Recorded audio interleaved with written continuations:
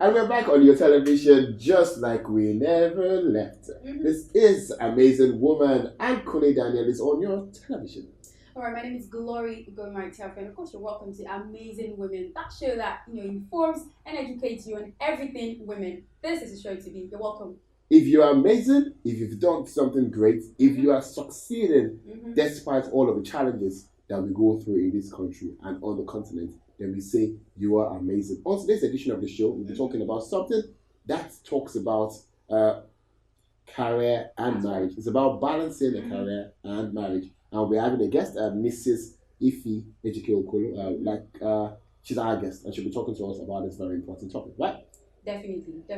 And we also have the segments that we call the Amazing Woman of the Week. There's so much to talk about. There's so much to celebrate on this side. This is Amazing Woman, and we say welcome on the show. And we're back on your television once again. Like we rightly said before we went on that short break, on Amazing Woman, that's the show you're listening to or watching. I get to forget this all the time. I'm not really. Anyways, the beautiful Glory is still very much around. Kule Daniel is my name, and our beautiful guest, our Amazing Woman, is on set already. She's a banker, an she used to work in an advertising agency. And currently runs a business that talks or that mainly deals with how to look good, facials and skin products. Welcome, Mrs. Ife Ejike Okolo on Amazing Woman. Thank you very much, Kale. Yes. Where do we start from? The topic, like we rightly mentioned before we went to that break, is balancing marriage and career. All right, so let's just get into the topic fully. Now, the first question would be this: is it possible to achieve a balance, in trying to manage career and marriage? Is it possible to achieve a balance in this? Yes, it's very possible. Okay, you just said it. It seems so easy, but how do we do this? How can women manage? Before she says it's very possible. Okay. We all understand the fact that equality is a big challenge anywhere. Both when we talk about sexist, the battle of the sexist in education. Right. So how is it possible? How possible is it to balance a career and marriage? Since you said it is possible. It has to do with planning. You plan from the time you're in school. You plan when you come out. You plan on your career path. You plan on even who you're going to marry. And you talk and you agree. All right.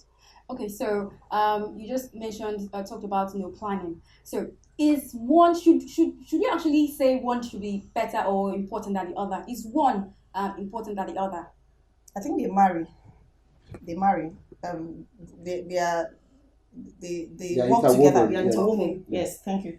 They work together. So I don't think anyone is more important. It just depends on how you plan yourself. Okay, so that means we can't actually pick one over the other. Over the other, no. Yeah, but in situations where we have women who are career minded, because Glory and a few other women I know want to get to the top of their career, want to be on a radio station or TV station, and they get married to people who, in the long run, change during the course of a relationship or marriage. Because, like they say, change is the most constant thing in the world. That's right. So what happens to your plan? Okay, meaning they had already agreed. They had already agreed, but in the long run, and everything changes. Says, that's going to be a bit difficult, But except if something very dicey is about to go bad. If not, I don't think, a man who is educated, who wants his wife to achieve something for herself would wake up one day and say, drop everything that you dreamed about, drop everything that you've gone to school for, and just start sitting at home and raising children. I'm not saying that isn't important, it is, but you also have to consider your wife. Just the way the man went to school, the woman also went to school, she also has her dreams and aspirations. Why would one, yes. Okay. That's why I said we need to plan this whole thing before you even go into the business of marriage. Okay, so let's just go through the morality part of this situation.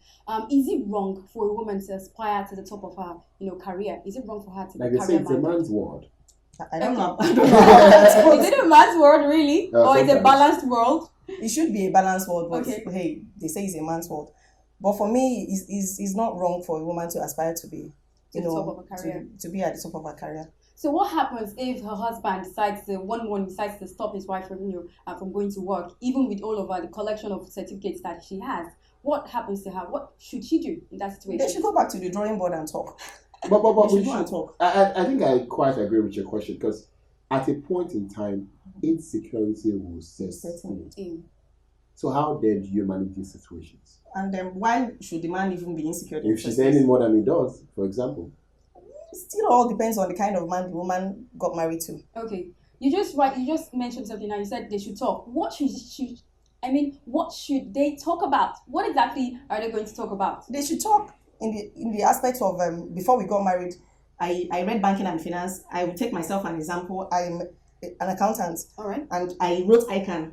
And then after the whole thing, if I want to, stop being a banker, it should be my decision. I should have a say. It shouldn't just be that, my husband wakes up one morning and says, if you stop everything you're doing, come and sit down at home. This is 2019. We don't do those kind of things anymore. How long have you been married? I've been married for almost 16 years. And before you got married, were you working? Yes, I was and after working. marriage, did you continue to work? Yes. So how were you? I was working before I married, and I worked. The decision to leave banking was a personal decision. It wasn't because anybody was feeling threatened or anybody was feeling out of place. And no, and I didn't stop working and sat at home. I stopped working and started running a business. Oh, great. The bottom line is, I don't think in this day and age that any woman should sit down and do absolutely nothing. Okay. In a situation where the husband and the wife, maybe the wife gets a job, for example, that takes her out of the state, and she would earn much more than the husband. In these situations, what is the way forward? The way forward is to go with the person that is earning more. Right, it's all about the money. It's not all about the money, but it's the sensible thing to do. Okay. Let's say my husband is earning 200,000 and I get a job in, let's say, Canada, and I begin to earn $1.5 million. Okay. Would it make any economic sense, both for me, for the children, for the husband, for us to say, okay, we're leaving that golden opportunity to have a better life for both me, him, and the children, and we're sitting down on our 200,000 if we could do better? That is why I say people should watch and plan on the kind of people they marry. Marry people that you guys have the same thought process. Okay. You guys should at least think alike. Okay. Okay, so I'd like to ask you this question. Some reports have actually said that only insecure men do not allow their wives to advance in their career. Do you think it's true? Do you think it's Yes, true? it is true. It only has to be an insecure man that will ask a woman, an educated woman, not to work. Okay. Most of the time, it boils down to people who are not that educated or not that enlightened. They are working or they run a business and they think they make enough. Okay. But the truth is that you can never have too much of anything good. Okay. So when you're a very educated woman and you have the way you have planned your life and you settle down with somebody who doesn't have the same thought process with yourself, you're going to have problems later on. But Mrs. Okodo, if I may ask, many people have said that a working woman doesn't necessarily have time for our family. We have had situations where women will have to go to the shop, go to the office, and the kids will suffer in between. Don't you think men who don't like their wives to work have a justifiable reason for such reasons? Or for such behaviors? For such decision. I understand where you're coming from. But the truth is, I would always say, family is the most important thing, yes. But if you're running, let's say your husband is running a 9-to-5 that is very time consuming, and you're also running a 9-to-5 that is very time consuming, you're also going to sit down and plan, who am I going to leave the children for? How are they going to fare? As at the time I was working, my husband was out of the country, so it was a bit difficult. I was doing the mommy, school bus driver, lesson teacher, everything. But I had set out plans. I had a nanny, I had a lesson teacher, I had a living. Okay. At a point, it was getting a bit expensive. Wow. By the time I took the decision I was going to leave, it was because I was getting a bit too choked and I was already thinking of something else. Okay. It wasn't necessarily because my husband sat down and said, I want you to stop everything you were doing. Oh, okay. But I didn't leave that and sat in the house and say, okay, my only job is to sit in the house and take care of the children. What do you do from the period the children go to school and come? You see what I'm saying here? A woman should at least do something. Okay. You mustn't necessarily make so much money, but please be busy. Do something. Okay. Do you understand? Make a little money. So not necessarily a 9-to-5. Or not necessarily a 9-to-5. I'm not doing a 9-to-5 right now. I mean, by this time I'm here. If I were a banker, I wouldn't be able to sit here. Exactly. So I'm not necessarily doing a 9-to-5. I'm not even making as much money as I was making as at the time I was working. But there is a balance now. Okay. I'm still making a little money and I'm still managing the house. Okay. But what I'm saying is that it is a no-no for anybody to sit down and say I am not doing anything. And it's not fair on an educated woman to tell her to dump her career and just raise children. All right. Okay, so this question is very, very, I love this question so much. So do you think men are generally intimidated by successful career women? Do you think so? I'm not imitating. Are you sure? Yeah. Well, I wouldn't say generally, but it happens. It Okay. happens. Most times when they see a woman who is very successful, Okay. they think she might be difficult to control. All right. They think she might not be submissive and all that. It's not necessarily true. I still think it depends on who she's married to. And it all depends on the person's character as a woman. Okay. There are some women that can never be, submissive. I'm trying not to really use that word, but yeah, but I use the word. yes. Wow.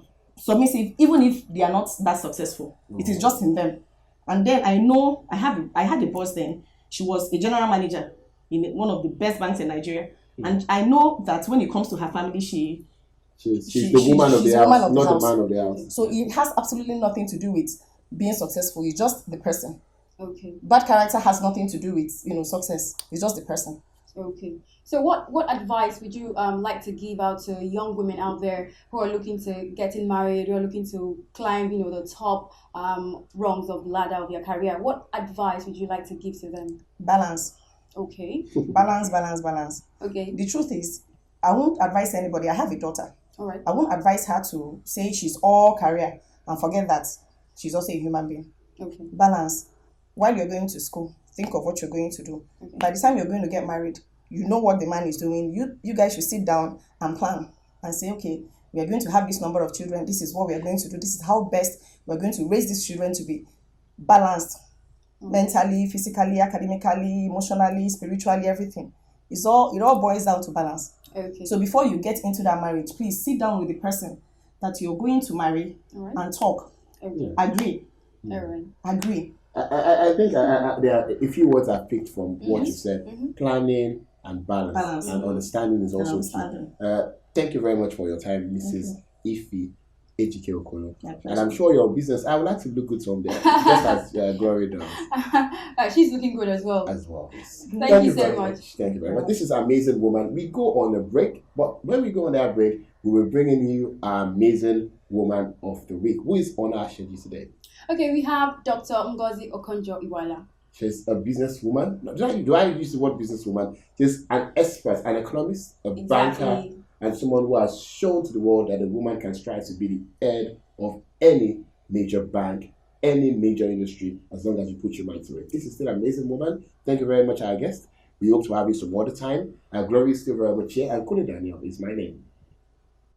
The narrative of a rising Africa is being challenged. About 10 years ago, I spoke about an Africa of hope and opportunity, an Africa of entrepreneurs, an Africa very different from the Africa that you normally hear about of death, poverty, and disease. And that, what I spoke about, became part of what is known now as the narrative of the rising Africa. I want to tell you two stories about this rising Africa. The first has to do with Rwanda, a country that has gone through many trials and tribulations. And Rwanda has decided to become the technology hub, or a technology hub on the continent. It's a country with mountainous and hilly terrain, a little bit like here, so it's very difficult to deliver services to people. So what has Rwanda said? In order to save lives, it's going to try using drones to deliver life-saving drugs, vaccines, and blood to people in hard-to-reach places, in partnership with a company called Zipline, with UPS, and also with the Gavi, the Global Vaccine Alliance. In doing this, it will save lives. This is part of the type of innovation we want to see the rise in Africa. The second story has to do with something that I'm sure most of you have seen or will remember. Very often, countries in Africa suffer drought and floods, and it's getting more frequent because of climate change effects. When this happens, they normally wait for international appeals to raise money. You see pictures of children with flies on their faces, carcasses of dead animals, and so on. Now, these countries, 32 countries, came together under the auspices of the African Union and decided to form an organization called the African Risk Capacity. What does it do? It's a weather-based insurance agency. And what these countries do is to pay insurance each year, about $3 million a year of their own resources, so that in the event they have a difficult drought situation or flood, this money will be paid out to them, which they can then use to take care of their populations instead of waiting for aid to come. The African Risk Capacity last year paid $26 million to Mauritania, Senegal, and Niger. This enabled them to take care of 1.3 million people affected by drought. They were able to restore livelihoods, buy fodder for cattle, feed children in school, and in short, keep the populations home instead of migrating out of the area. So these are the kinds of stories of an Africa ready to take responsibility for itself and to look for solutions for its own problems. But that narrative is being challenged now because the continent has not been doing well in the last 2 years. It had been growing at 5% per annum for the last 1.5 decades, but this year it's forecast to go at 3%. Why?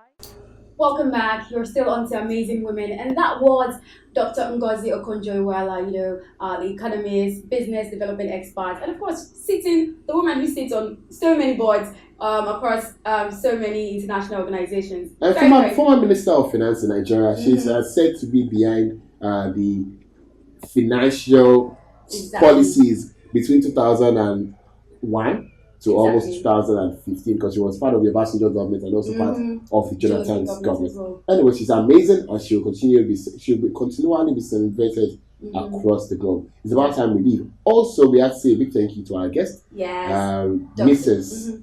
Ife Ejike Okolo, who talked about balancing a marriage and career. Did you learn a few things? Wow, I learned so many things, and she was so right about the whole topic. So how do we balance our marriage?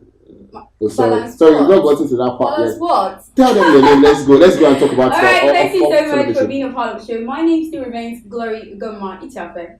Kule my name. This is Amazing Woman, a production of Accessible Media Desk Concept. A big thank you to the executive producer Ayo Ojo. From this part, what we can say is have a fantastic rest of the day. Bye.